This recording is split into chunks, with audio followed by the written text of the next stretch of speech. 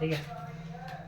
Hello friends, आज हम बात करेंगे ट्रांसपोर्टेशन प्रॉब्लम में जो हमारा नेक्स्ट टॉपिक है। नेक्स्ट क्वेश्चन पहले हम बात करेंगे। हमने पहले 3 टॉपिक्स पढ़े हैं अपने। 3 टॉपिक्स कौन कौन से हैं? पहला था हमारे पास नॉर्थ वेस्ट कॉर्नर रूल। दूसरा था हमारे पास लीस्ट कॉस्ट एंट्री मेथड।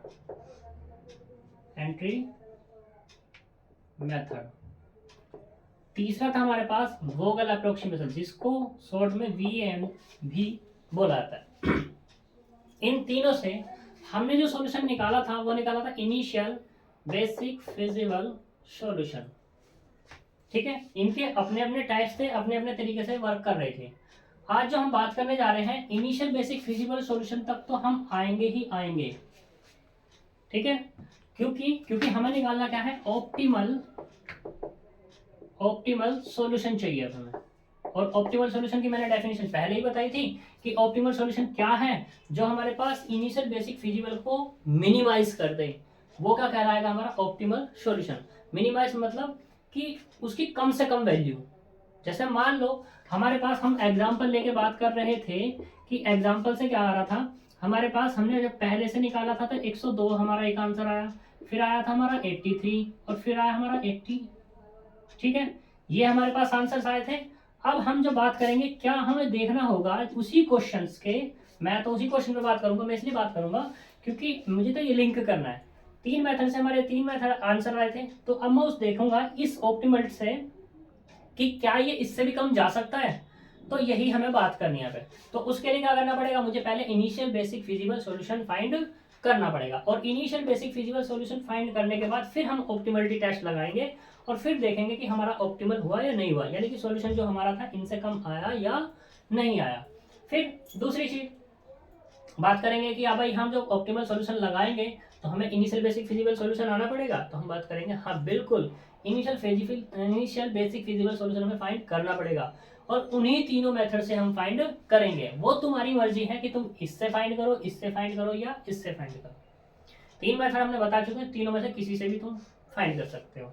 बात करते हैं कि भाई तीनों से जब हम फाइंड कर सकते हैं तो हमारा कुछ इफेक्ट पड़ सकता है क्वेश्चन पे या नहीं पड़ेगा। तो हम बात करेंगे, देखो क्वेश्चन पे इफेक्ट पड़ सकता है बिल्कुल। जैसे हम ऑप्टिमलिटी टेस्ट लगाएंगे तो हमने क्या किया, मान लो पहले हमने नॉर्थ वेस्ट कॉर्नर रूल लगाया, तो इसकी जो वैल्यू कितनी आ रही थी, 102 आ रही थी। देखो इसमें स्टेप क्या होंगे, इस वाले से ज्यादा होंगे, और इसमें स्टेप मतलब जो हम बात करें, देखो इसमें स्टेप जो वोगल अप्रोक्सीमेशन मेथड है उसके बाद हम ऑप्टिमल लगाएंगे, तो जो ऑप्टिमल लगाएंगे तो हमें कम स्टेप करने पड़ेंगे। ठीक, फिर लीस्ट कॉस्ट लगाएंगे तो क्या होगा हमारा, इससे थोड़ा सा ज्यादा बढ़ना पड़ेगा। फिर वोगल लगाएंगे तो इससे थोड़ा ज्यादा है या इक्वल भी हो सकता है, ऐसी बात नहीं है कि ज्यादा ही ज्यादा होगा। लेकिन वोगल को जब हम लगाएंगे तो बहुत स्टेप्स की हमारे पास क्या हो जाएगी, मतलब बहुत स्टेप्स हमारे क्या हो जाएंगे, कम हो जाएंगे, और वही भी रह सकते हैं, ऐसी कोई बात नहीं है। तो इसलिए आज हम पढ़ेंगे ऑप्टिमलिटी टेस्ट। ऑप्टिमलिटी टेस्ट किसके लिए पढ़ेंगे, ऑप्टिमल सॉल्यूशन के लिए। उससे पहले हम बात करेंगे किस पे, डीजनरेट और नॉन डीजनरेट सॉल्यूशन पे। ठीक है, डीजनरेट और नॉन डीजनरेट सॉल्यूशन क्या होता है जी, इसके बारे में हमें बात करनी है। तो देखो नॉन डीजनरेट सॉल्यूशन क्या है, non degenerate basic feasible solution, non degenerate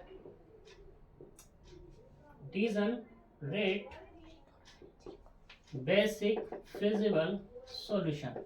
देखो डेफिनेशन नहीं लिखूंगा मैं, ठीक, तो नॉन डीजनरेट सॉल्यूशन में डेफिनेशन नहीं लिखूंगा मैं, सीधे जो क्या है बताऊंगा कि ये कैसे काम करेगा। डीजनरेट बेसिक फिजिबल सॉल्यूशन, देखो हमने एलोकेशन से निकाली थी। एलोकेशन क्या थी हमारे पास कि देखो इनिशियल बेसिक फिजिबल सॉल्यूशन आ रहा था, उसमें एलोकेशंस थी हमारे पास। एलोकेशन कितनी थी, कितनी निकल रही थी, m+n-1 एलोकेशंस निकल रही थी। अब हम बात करेंगे, अगर हमारे पास इफ नंबर ऑफ एलोकेशंस क्या हो जाए, m+n-1, ठीक है, हो जाए, and allocations are independent position, independent positions पे हो जाएं, पोजीशन, ठीक है, then solution is non degenerate, solution कैसा हो जाएगा हमारा, नॉन डिजेनरेट। अब मान लो इन दोनों में से दो कंडीशन है, एक तो ये m plus n minus one और एक क्या है हमारे पास इंडिपेंडेंट की, इंडिपेंडेंट पोजीशन की, ये दो कंडीशन है। दोनों में से अगर एक भी फेल हो गई तो हमारा क्या होगा, non degenerate basic feasible solution नहीं रहेगा। Non degenerate basic feasible solution होने के लिए इसे दो कंडीशन को फुलफिल करना पड़ेगा, ठीक है। अब बात करते हैं ये तो हमारी डेफिनेशन होगी नॉन डिजेनरेट की।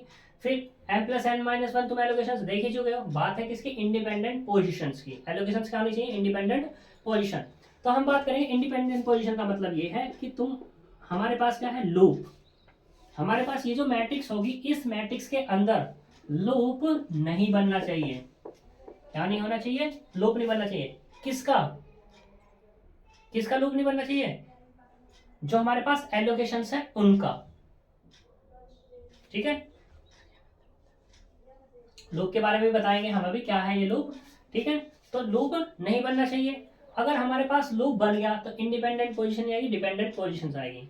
अब बात करते हैं लूप किस तरीके से। जी देखो लूप ये ऐसे, मान लो एक एलोकेशन तुम्हारी ये मिली, एक स्टार ये क्या दिया, एक स्टार ये क्या दिया, एक स्टार ये क्या दिया, एक स्टार ये और एक स्टार ये, दिस, ये हमारे पास क्या है, D1 D2 और ये D3 position, O1 O2 O3 और ये O4 पोजीशन, 6 लोकेशन है। पहली कंडीशन डन। अगर हमारा लूप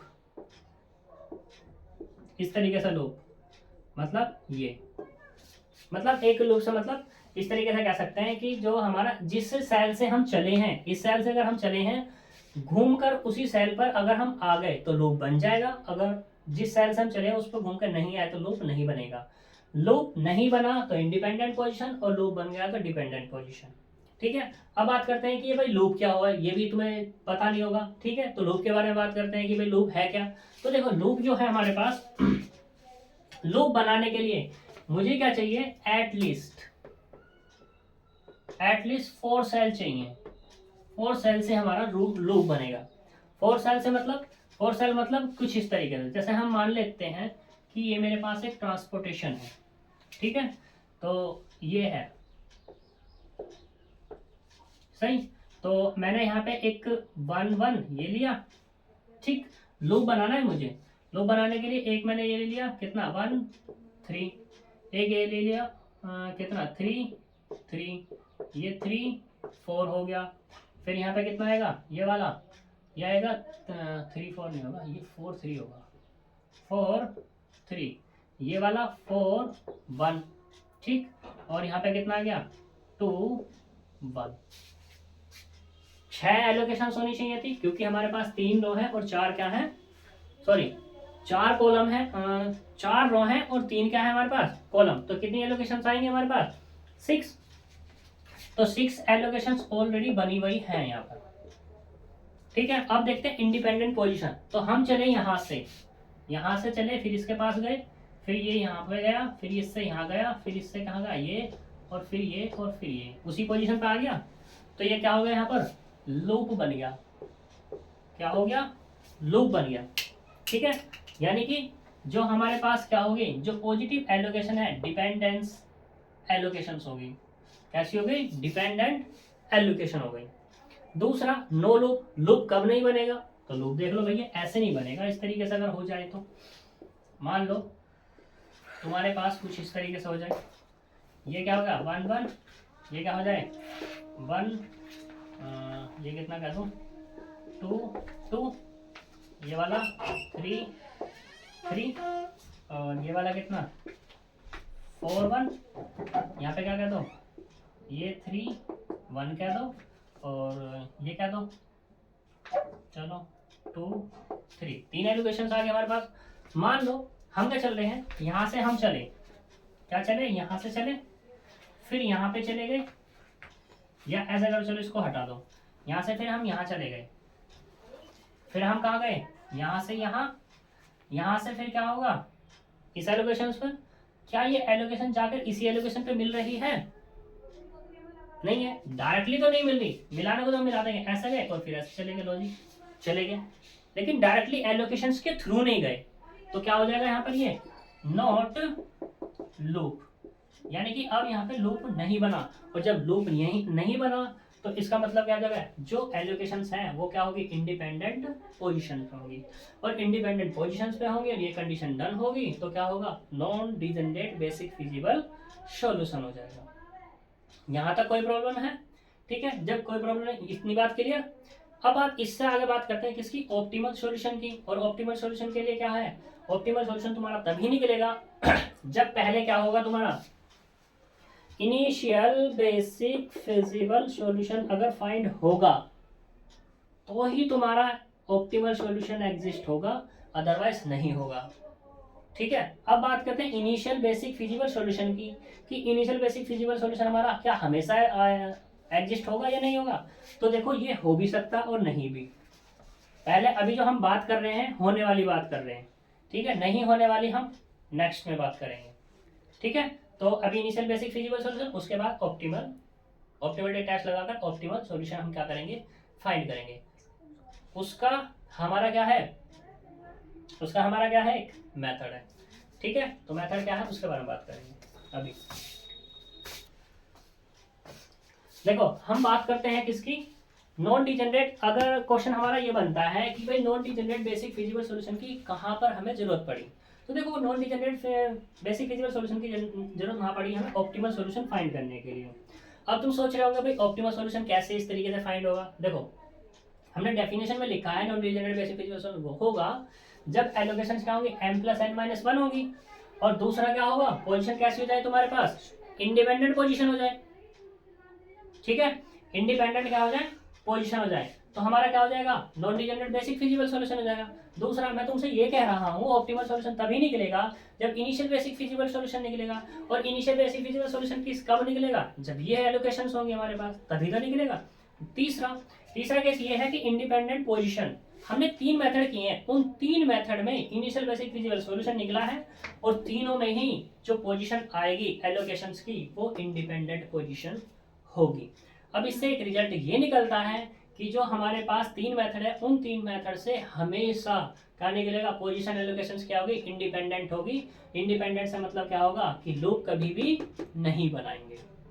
ठीक है, ये बात क्लियर है। तभी उसके बाद हम आगे प्रोसीजर अप्लाई करेंगे किसका, ऑप्टिमल सॉल्यूशन का।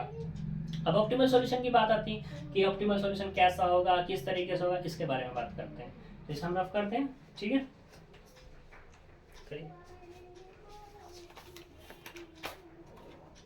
देखो अब हम बात करते हैं यहाँ पर ऑप्टिमल सॉल्यूशन के लिए कि ऑप्टिमल सॉल्यूशन हमारा कैसे निकलेगा।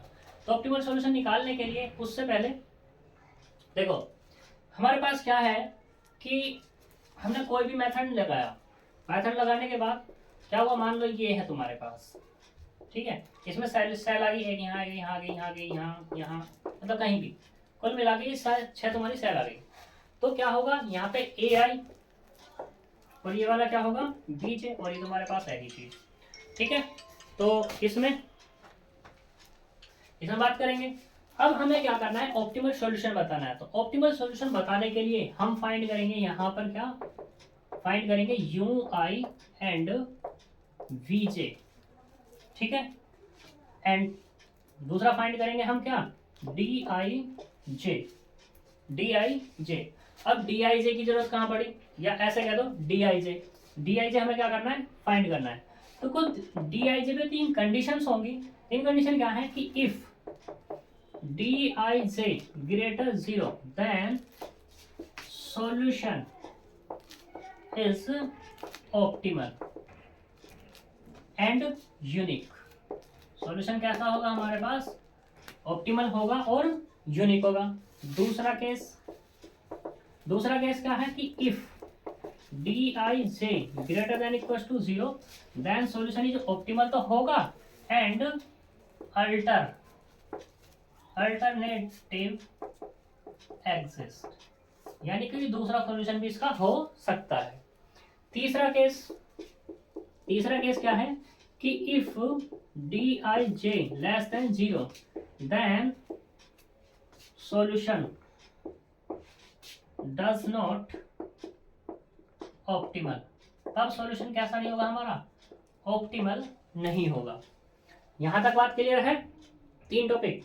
अब बात करते हैं कि डीआईजे। देखो डीआईजे की जरूरत कहाँ पड़ी, डीआईजे का जो फॉर्मूला होता है, डीआईजे का फॉर्मूला होता है सी आई जे माइनस के यू आई और प्लस के वी जे।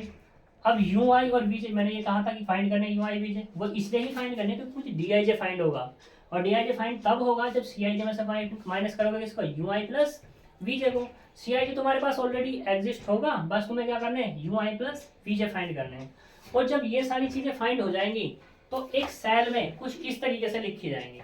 जब इस तरीके से एक सेल की बात है ये, यानी कि आई और जे वाली सेल, ये कह सकते हैं आई और ये क्या हो गई जे। आई और जे वाली सेल में जो है सी आई जे, उसको जो लेफ्ट कॉर्नर में लिखा हुआ है उसका नाम होगा ऑक्यूपाई सेल। राइट कॉर्नर में लिखा यू आई प्लस वीजे, जब यू आई और वीजे तुम्हारे फाइंड हो जाएंगे उसको कहेंगे अनऑक्यूपाई सेल। ठीक है, बात करते हैं डीआईजे की। तुम डीआईजे को चाहो तो बीच में रख सकते हो या यहाँ पे भी बना लिख सकते हो उसको डीआईजे को, लेकिन इसका जो नाम होगा वो क्या होगा, सेल इवैल्यूएशन। और सेल इवैल्यूएशन तब फाइंड होगा सीआईजे में से माइनस होगा यू आई प्लस वीजे। बात है मेन किसकी, यू आई और वीजे को फाइंड करने की। देखो यू आई जे और वीजे को फाइंड करने में वैसे मैं ओरली बता सकता हूँ तुम लोगों को, ठीक है, लेकिन क्वेश्चन से ज्यादा अच्छा समझ में आ जाएगा ये, तो हम क्वेश्चन पे बात करेंगे। दूसरा केस, अब मान लो कि ये चीज तो हो गई, ऑप्टिमल सॉल्यूशन चाहिए तो आ गया, लेकिन सपोज करो अगर ऑप्टिमल ना हुआ तो फिर कैसे करेंगे हम, तो ऑप्टिमल हमें बनाना पड़ेगा। जब ऑप्टिमल हम बनाएंगे तो हम क्या करेंगे, नेक्स्ट स्टेप पर मूव करेंगे। ठीक है, क्या होगा यहाँ पर, नेक्स्ट स्टेप होगा। नेक्स्ट स्टेप क्या होगा कि मान लो जो भी तुम्हारा, मान लो ऐसे मान लेते हैं कि D1 या D32 तुम्हारा नेगेटिव मिला। ठीक है, नेगेटिव में कुछ भी कह सकते हैं कि मान लो 2 मिल गया, ये लेस देन 0 ही तो है, तो सॉल्यूशन ऑप्टिमल नहीं है। मुझे क्या बनाना है, ऑप्टिमल बनाना है। तो ऑप्टिमल बनाने के लिए जो डी चाहे मुझे नेगेटिव मिला है, इसके पास एक स्मॉल क्वांटिटी लाएंगे, स्मॉल क्वांटिटी। ठीक है, वो तुम कह सकते हो एप्सिलॉन कह सकते हो, डेल्टा कह सकते हो, थीटा कह सकते हो, जो तुम्हारा मन करे वो कह सकते हो। तो इस थीटा को क्या कर देंगे, यहाँ पर ऐड कर देंगे। ठीक है, जब इसमें थीटा को हमने ऐड किया तो ऐड करने के बाद कोई काम हम कर रहे हैं तो क्या कर रहे हैं, वही लेफ्ट में करना पड़ता है, वही राइट में, वही ऊपर वही नीचे। जब थीटा हमने ऐड किया है तो इसके सामने या इसके क्या जाओगे, इसके लेफ्ट या इसके राइट में जाओगे तो क्या करना पड़ेगा तुम्हें, माइनस करना पड़ेगा। ठीक, अब तुमने यहाँ माइनस किया है तो नीचे जब आओगे या ऊपर जाओगे तो क्या करना पड़ेगा तुम्हें, प्लस करना पड़ेगा। और जब यहाँ प्लस किया तो यहाँ क्या करोगे तुम, माइनस करना। ठीक है, और ये प्लस ये माइनस, तो ऐसे चला गया, यानी कि पहले यहाँ गया फिर यहाँ गया फिर यहाँ फिर यहाँ, तो क्या होगा, तुम्हें एक लूप तैयार हो गया। तो ये लूप तुम्हें फिर क्या करना होगा, तैयार करना होगा।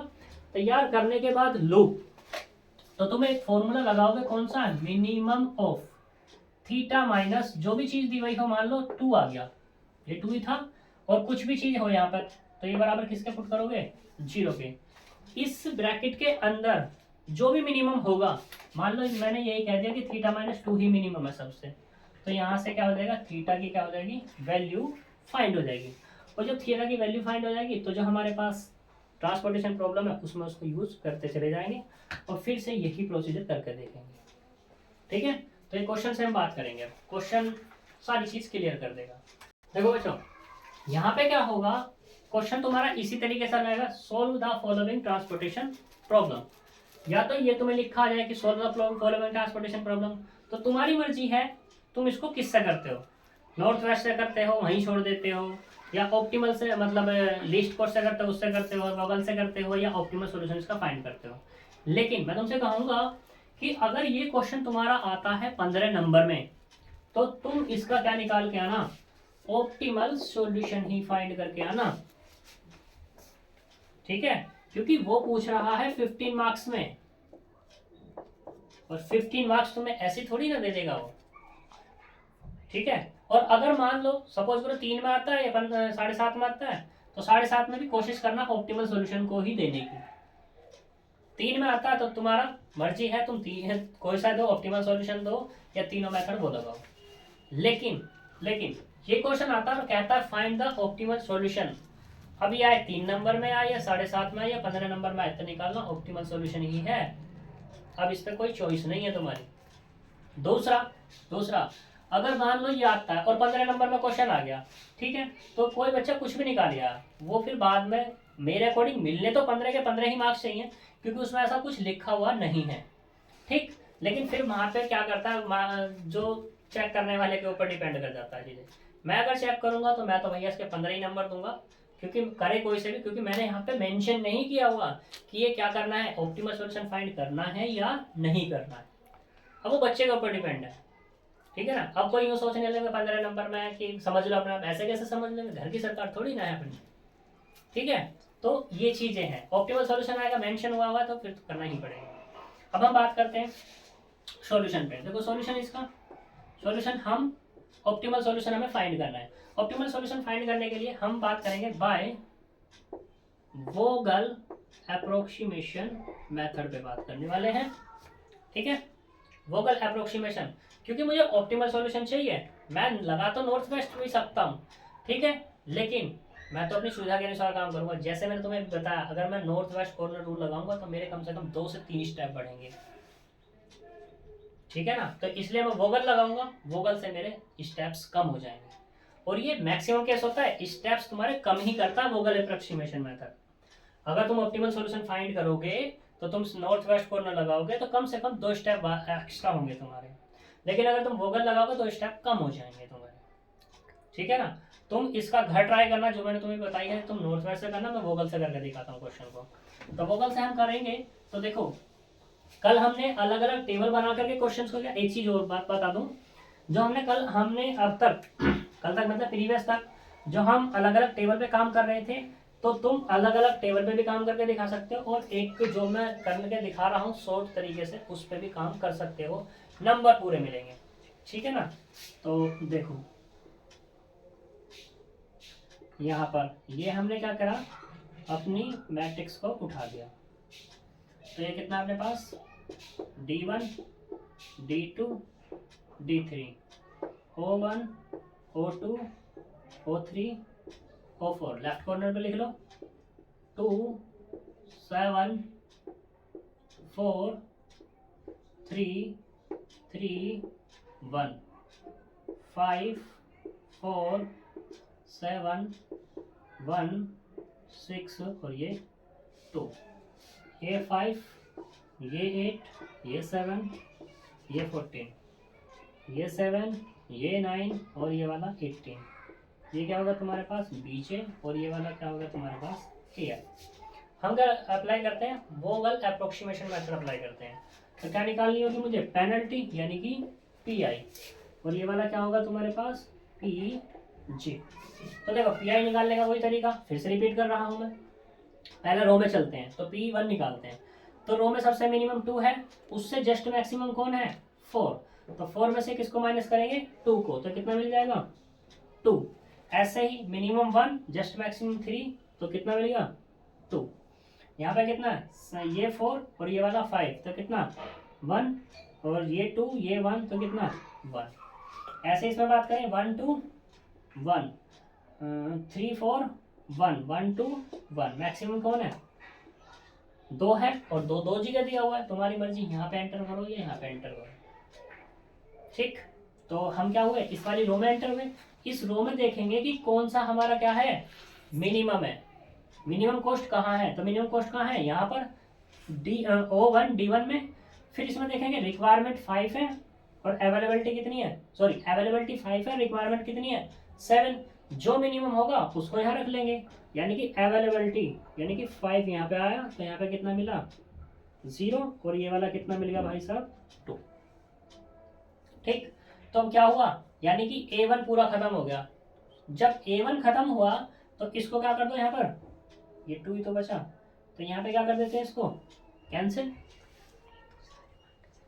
ठीक है। तो अब हम बात करते हैं किससे, PI फिर से निकालते हैं PI।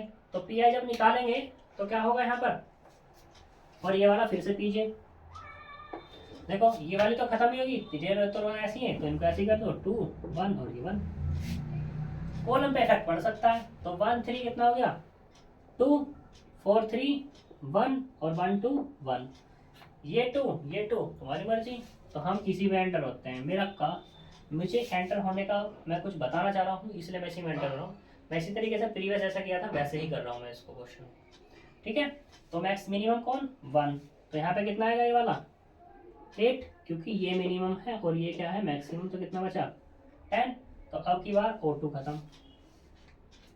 ठीक है जी, फिर से क्या बात करते हैं अब की बार, ये वाला PJ फाइंड करते हैं और ये वाला PA फाइंड करते हैं। तो देखते हैं, ये तो ये मिलेगा, ये 1 होगा और ये वाला भी 1। और ये कितना हो जाएगा, ये 5 और 1 4, 4 2 6, मतलब 6 4 2 और 7 5। ठीक है जी, एंटर कहाँ होंगे हम, यहाँ पे। इन दोनों में मिनिमम कौन 2। तो 2 मिनिमम देखते हैं इन दोनों में मिनिमम कौन है 10 है। तो कितना आएगा ये 10, ये वाला 4 और ये वाला 0। तो कॉलम खत्म हो गई पूरा। फिर से क्या कर दो पीछे फिर फाइंड करो। तो पीछे अभी कॉलम ही तो खत्म हुई है, ये तो एज इट इज बने रहेंगे। अब देखते हैं इस पे क्या इफेक्ट पड़ता है PI पे। 5 और 4 1 1 6 5। तो एंटर कहाँ होंगे इसमें, मिनिमम कौन है 1। अब यहाँ किसकी रिक्वायरमेंट, ये वाला 2।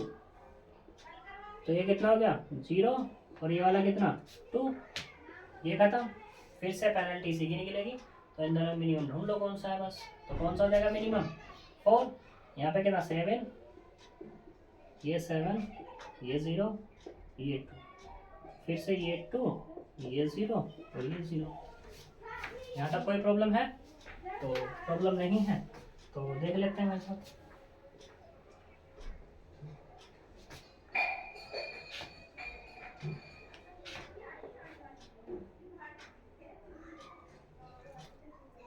देखो ये वाला कितना है D1, ये वाला D2, ये वाला D3, ये O1 O2 O3 O4 2 7 और ये 4 3 3 1 5 4 7। ये कितना 1 6 2 1 6 और ये 2। देखो AI मैं नहीं लिख रहा आपकी बार वहाँ पर, या चलो लिख ही लेते हैं। तो ये कितना हो जाएगा AI और ये वाला कितना BJ। ये वाला 7 9 18 14 7 9 7 के बाद कितना है 8 और ये 5। एलोकेशन कितनी है, ये वाली है 5 7, ये वाली 7, ये वाली 8, ये वाली कितनी है 2, ये भी 2 और ये वाली 10। ठीक, तो अब बात करते हैं सिंस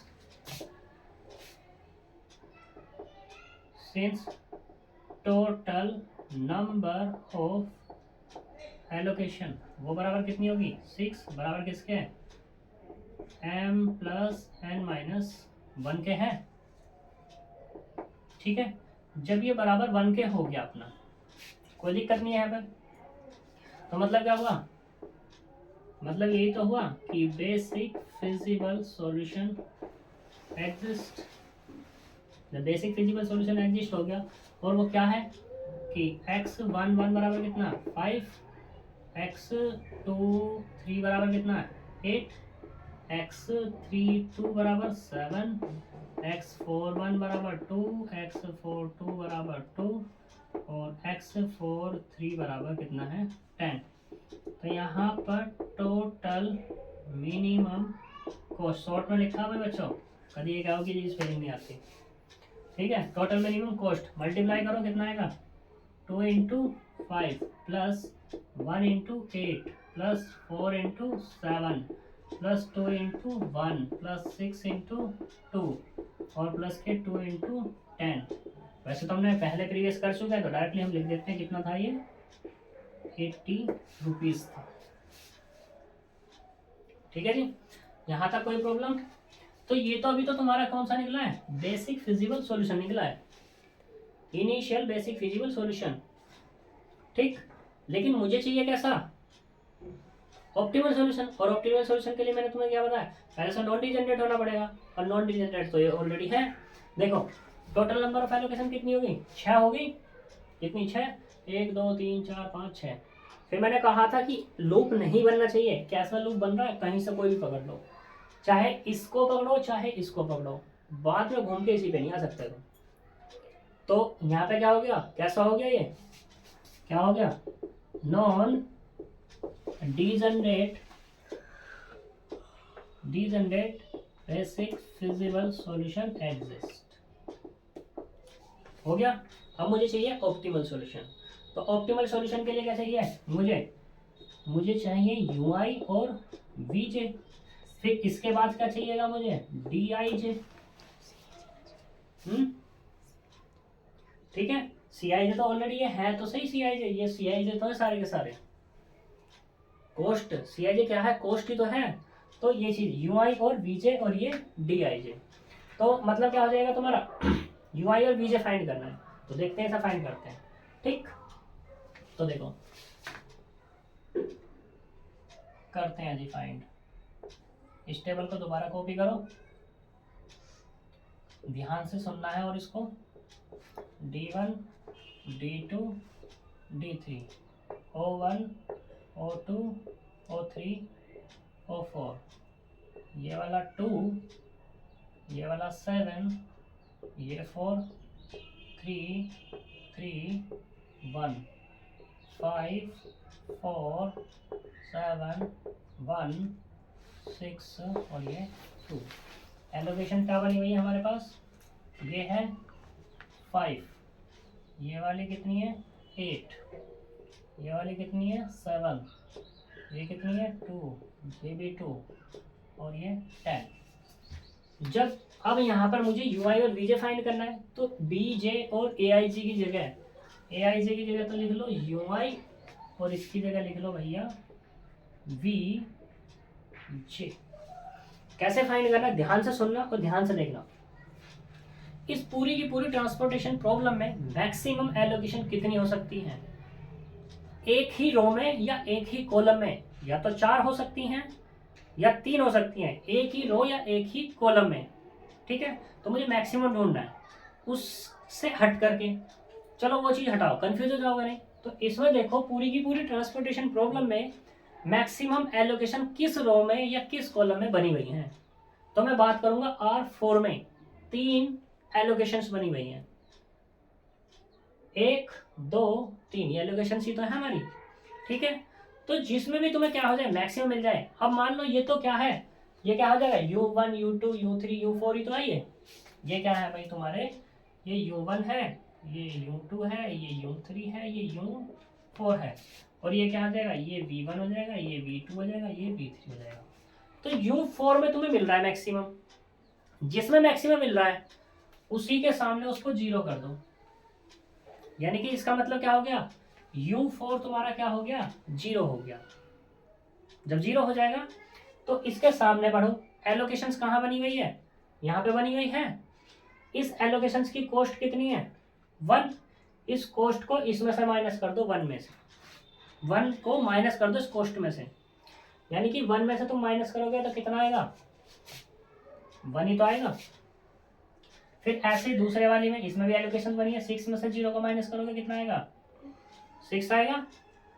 2 में से 0 को माइनस करोगे तो कितना आएगा, 2 आएगा। कोई दिक्कत। जैसे इसके अंदर चले थे वैसे ही अब कॉलम में चलो। कॉलम में एलोकेशन पहले तो यही बनी हुई है, यहाँ कॉस्ट है 1, 1 में से माइनस करेंगे 1 को कितना, 0, सेटिस्फाई है। इसके ऊपर चलो, यहाँ एलोकेशन बनी हुई है, तो 2 में से 1 माइनस करेंगे तो कितना आएगा, 1 आएगा। तो ये कितना हो गया तुम्हारा 1। अब दूसरी वाली कॉलम में चलो, इसमें एलोकेशन यहाँ है 6 माइनस 6 कितना, 0। इससे ऊपर चलो 4 माइनस 6 कितना, माइनस के 2, माइनस के कितना आ जाएगा 2। इसके ऊपर कोई नहीं बनी, कंप्लीट। अब इसमें चलो 2 माइनस 2 0, और यहाँ बनी हुई है कितना, 1 माइनस 2 कितना, माइनस के 1। यहाँ तक कोई प्रॉब्लम। इस कॉस्ट 1 में से 2 घटाएंगे तो माइनस के 1 ही तो बचेगा। ठीक है। साइन के साथ लेना है हमें चीजें। अब देखो यहां तक इतनी बात क्लियर। अब बात करते हैं इससे आगे हम। देखो जहां पे एलोकेशंस नहीं बनी हुई, जिस भी रो में या जिस भी कॉलम में एलोकेशंस नहीं बनी हुई, तो मैंने तुम्हें एक फॉर्मूला लिखाया था भाई साहब। मैंने तुम्हें ये बताया था कि ये तो है हमारा सी आई जे, और ये क्या था हमारे पास यू आई प्लस वी जे, और ये क्या था डी आई जे। अभी ये फॉर्मूला बताया था मैंने, इधर फॉर्मूले की तरह ट्रीट कर लो। तो जहाँ पे एलोकेशंस नहीं बनी हुई तो वहाँ पे क्या निकालो यू आई प्लस वी जे, यानी कि इस रो में जा रहे हैं तो u1, इसमें जा रहे हैं ना तो इसके नीचे v2, यानी कि 1 + 6 कितना होएगा, तो ये हो जाएगा हमारे पास 7। ऐसे इस वाली कॉलम में 1 और 2 कितना, ये हो गया। ऐसे ही अब यहाँ पे जहाँ एलोकेशन से बन रही नहीं है वही काम करना है बस। ये इस वाले में इसके सामने -1 और ये 1 कितना हो गया 0। 6 - 1 कितना हो जाएगा 5। 2 - 1 ये तो हमें नहीं जाना क्योंकि यहाँ एलोकेशंस बनी हुई है। इसमें चलते हैं तो 2 और -2 कितना 0, ये 0। अब ऐसे ही इसमें चलेंगे तो 1 और -2 कितना -1, सही।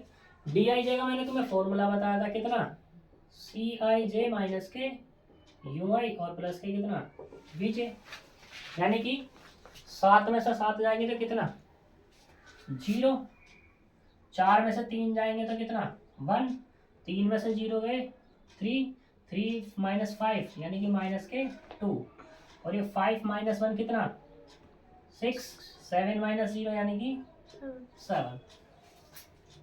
ठीक है, कोई दिक्कत। अब देखो यहाँ पर सिंस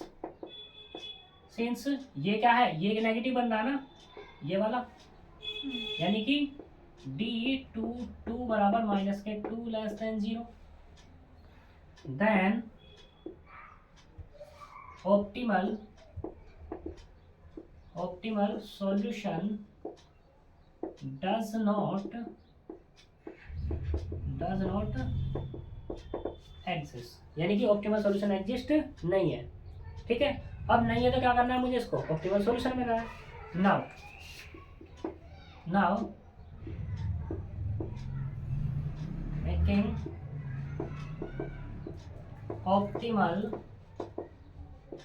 ऑप्टिमल सॉल्यूशन, ठीक है, then next step apply.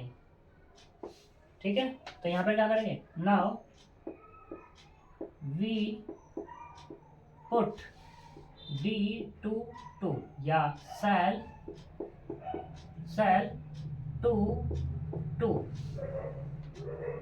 put cell 2 a small value theta. ठीक है, तो हम क्या करेंगे यहाँ पर पुट कर दो या ऐड कह दो, एडिंग कह दो ज्यादा अच्छा रहेगा। Adding cell 2 small value theta. यहाँ तक कोई प्रॉब्लम है? तो अब हमें क्या करना है, नेक्स्ट स्टेप पे मूव करना है। ठीक है, जब नेक्स्ट स्टेप पे हम मूव करेंगे तो इसके बाद क्या कर लोगे तुम लोग, तो कर लेना स्क्रीनशॉट वगैरह लेकर कर लेना। मैं अब क्या कर रहा हूँ, इसके बाद इसी में काम कर रहा हूँ। यहाँ तक कोई प्रॉब्लम? ठीक, तो इसी में जो काम करेंगे, यानी कि हम सीधे यहाँ से फिर इस स्टेप पर पहुँचते हैं। मुझे क्या करना है, थीटा को ऐड करना है। कहाँ पे ऐड होगा थीटा मेरा, यहाँ पे, यानी कि ये क्या हो जाएगा प्लस थीटा। कोई प्रॉब्लम? अब देखो जब मैंने यहाँ प्लस थीटा ऐड किया है तो एलोकेशन, जहाँ एलोकेशन बन रही होगी ना उसी पे वर्क करना है, यानी कि थीटा एक एलोकेशन का वर्क कर रहा है यहाँ पर। तो यहाँ पे ऐड किया तो इस एलोकेशन में क्या करना पड़ेगा, मुझे माइनस करना पड़ेगा थीटा। यहाँ पे माइनस किया तो इस पूरी की पूरी कॉलम में प्लस करना पड़ेगा, और पूरी कॉलम में यही तो है मेरे पास एलोकेशन। तो क्या हो जाएगी तुम्हारे पास यहाँ पर प्लस के थीटा, यहाँ माइनस थीटा इस पूरी एलोकेशन में। इसके बाद एलोकेशन यहाँ तो बन रही है पूरी की पूरी कॉलम में। ठीक है, देखो हम क्या करते हैं, हमने क्या किया, ये -1 आया यहाँ पर सिर्फ माइनस यहीं पे तो है, इस पे माइनस है डी आई जे पे। तो हम एक स्मॉल क्वांटिटी हम ऐड करेंगे, क्या, थीटा। कर ली ऐड, ठीक। तो अब क्या करेंगे, यहाँ पे माइनस करेंगे थीटा को, बैलेंस हो गई दोनों पूरी कॉलम। अब यहाँ माइनस क्या आया है तो प्लस भी तो लाना पड़ेगा, बैलेंस। 7 भी तो है। ये नहीं, यहाँ एलोकेशन कहाँ है, एलोकेशन थोड़ी ना, एलोकेशन में ऐड कर रहे हैं बस उसको। भाई ये एलोकेशन थोड़ी है 7, ये तो डी आई जे है। अच्छा ठीक है। इसके सामने एलोकेशन ये है, तो यहाँ क्या कर देंगे, माइनस कर देंगे। अब ये हो गई अपनी बैलेंस। अगर मैं इसमें क्या यहाँ माइनस करता है, प्लस करना पड़ेगा, डिसबैलेंस हो जाएगी, इससे आगे नहीं जा सकते। अब क्या करना होगा, ऊपर चलना पड़ेगा। तो ऊपर अगर मैं यहाँ माइनस तो यहाँ प्लस करूंगा, यहाँ प्लस तो यहाँ माइनस करना पड़ेगा, बट फिर डिसबैलेंस हो जाएगा क्योंकि वो तो प्लस लिया ऑलरेडी मैंने, तो इस वाले को मुझे छोड़ना पड़ेगा। तो ये देखो, ये प्लस ये माइनस बैलेंस, ये प्लस ये माइनस बैलेंस, ये माइनस ये प्लस बैलेंस, ये प्लस ये माइनस बैलेंस। तो एक मेरा लूप बना, क्या मेरा लूप यही तो बना, क्या कि ये यहाँ से तो गया यहाँ पर, यहाँ से यहाँ जाएगा, और यहाँ से यहाँ, और यहाँ से यहाँ, कोई दिक्कत। तो क्या बन गया, हमारा लूप बन गया। जब ये लूप बना हुआ है तो मुझे क्या चाहिए, मिनिमम। क्या चाहिए, मिनिमम। और मिनिमम प्लस वाला तो बिल्कुल नहीं लेना, यानी कि जैसे यहाँ tan प्लस थीटा बना हुआ है और यहाँ पे कितना बना हुआ है, वो ये नहीं लेना मुझे। तो सिर्फ क्या लेना होगा, ये लेना होगा माइनस के 2 प्लस थीटा, 8 माइनस थीटा, और ये 2 माइनस थीटा। इसमें से जो भी मिनिमम हो 0 के बराबर पुट कर दो। 0 के बराबर पुट करेंगे तो मिनिमम क्या है, ओनली यही तो है, 2 माइनस थीटा बराबर 0। तो यहाँ से थीटा की वैल्यू कितनी निकल गई, 2 निकल गई। यहाँ तक कोई प्रॉब्लम, चलो चलते हैं आगे। इसमें ऐसे भी तो ले सकते थे कि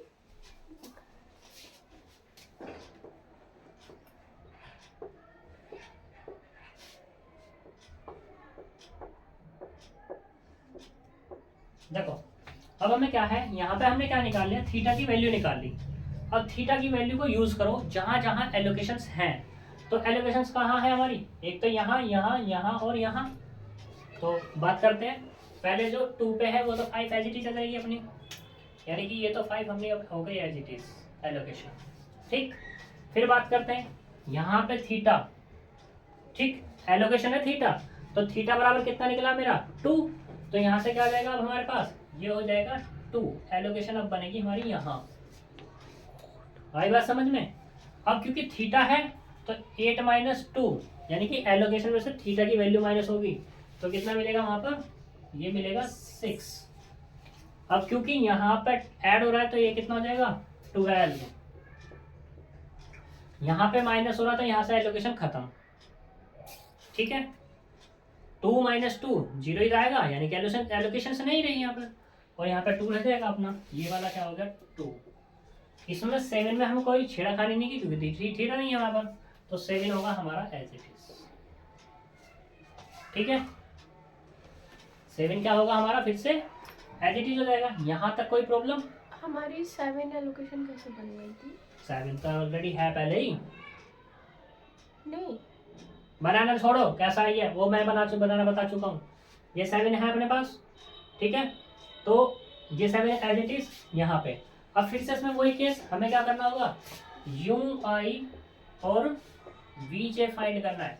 यू आई और वी जे फाइंड करना है तो हमारे पास 6 लोकेशंस हैं ऑलरेडी, 1 2 3 4 5 और 6। मैक्सिमम क्या है यहाँ पर, मैक्सिमम है हमारी 2। मैक्सिमम कितनी है हमारे पास एलोकेशन, 2। तो किसी में एंटर हो जाओ। मैंने क्या किया, इस वाली रो में एंटर हुआ तो मैंने यहाँ पे इसकी 0 बना दी, ठीक है। जब 0 बनाई है तो एलोकेशन यहाँ पे 1 माइनस 0 कितना आएगा, 1। फिर एलोकेशन यहाँ है 3 माइनस 0 कितना आएगा, 3, ठीक। उसके सामने अब क्या करेंगे, इसके ऊपर एंटर होंगे तो यहाँ पे एलोकेशन है 4 माइनस 3 कितना, 1। यहाँ एलोकेशन है 2 माइनस 1 कितना, 1। इसके आगे एंटर होंगे तो कितना, 1 माइनस 1 कितना, 0। और यहाँ पे एलोकेशन है तो 2 माइनस 0 कितना, 2। सारी की सारी एलोकेशन क्या हो गई हमारी, कंप्लीट हो गई। जब ये कंप्लीट हो गया तो कहाँ पर हमारी एलोकेशन है, यहाँ यहाँ यहाँ यहाँ यहाँ यहाँ पर हमारी एलोकेशंस नहीं है। जब एलोकेशंस नहीं है तो वहाँ पे क्या कर लो, UI प्लस VJ बना लो। तो क्या करेंगे, देखो ये 1 और ये 2 कितना होगा 3, ये 3 और ये 2 कितना होगा 5, ये 0 कितना होगा 0, ये 0 ये 1 कितना होगा 1, ये 1 कितना होगा 2, ये 3 ये 1 कितना होगा 4। माइनस कर दो, 7 माइनस 5 कितना 2, 4 माइनस 3 कितना 1, 5 माइनस 1 कितना 4, 3 माइनस 0 कितना 3, 7 माइनस 2 कितना 5 और 6 माइनस 4 कितना 2। अब देखो, सिंस ऑल Dij ग्रेटर 0 है या नहीं, then optimal solution exist and कैसा है वो, यूनिक है। सॉल्यूशन कैसा है हमारे पास, यूनिक है। और वो कैसा होगा देख लो, total number of allocation, sorry total number of the total minimum transportation cost वो बराबर कितनी होगी 2, 5, 10 और यहाँ पे कितना 3 2 सा 6, 1 प्लस 1 6 सा 6, 7 4 सा 28, 2 1 सा 2 और 12 2 सा 24। देखा 1 2 3 4 5 6 हो गई पूरी। ऐड करेंगे 24, 26, 27, 54, 60, 66 और 76 रुपीज। ये तुम्हारा क्या हो जाएगा, ऑप्टिमल सॉल्यूशन आ जाएगा। इससे ज़्यादा है, इसने कहा Dij ग्रेटर 0 यानी कि अब यूनिक सॉल्यूशन है। अब इससे मिनिमम कुछ नहीं हो सकता जी। अगर तुम ये कहोगे इससे भी मिनिमम दिखाओ तो इससे मिनिमम इसका आंसर कुछ नहीं आएगा।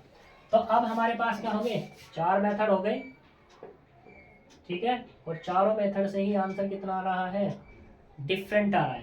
पहले वाले से कितना था 102, 83 था 82 था 82, ये 80 83 था ये, और ये वाला कितना था 76।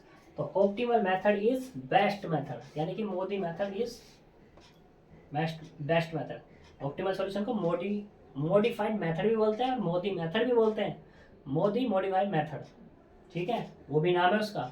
तो ये किसी भी नाम से उससे पूछ सकता है। तो ये तुम्हारा आज यहाँ पे क्या होता है, non degenerate basic feasible solution का, यानी कि नॉन डिजेनरेट का केस खत्म हो जाता है। कल जो हम बात करेंगे डिजेनरेट बेसिक पे बात करेंगे कि डिजेनरेट है क्या, ठीक है। क्योंकि अब तक तो क्या हो रहा था हमारे पास, जो टोटल एलोकेशंस आ रही थी वो कितनी आ रही थी m+n-1। तो अब क्या है, क्या ऐसा हो सकता है कि इससे कम आ जाए, तो वो कल हम बात करेंगे। कम आएगा तो क्या होगा और कैसे इसको हम करने वाले, ठीक है। कोई भी दिक्कत हो तो कमेंट में बता सकते हैं, ठीक। और हमारे चैनल को प्लीज़ सब्सक्राइब करें, शेयर करें और ज़्यादा से ज़्यादा क्या करें, देखें वीडियो को, ठीक है। बाय।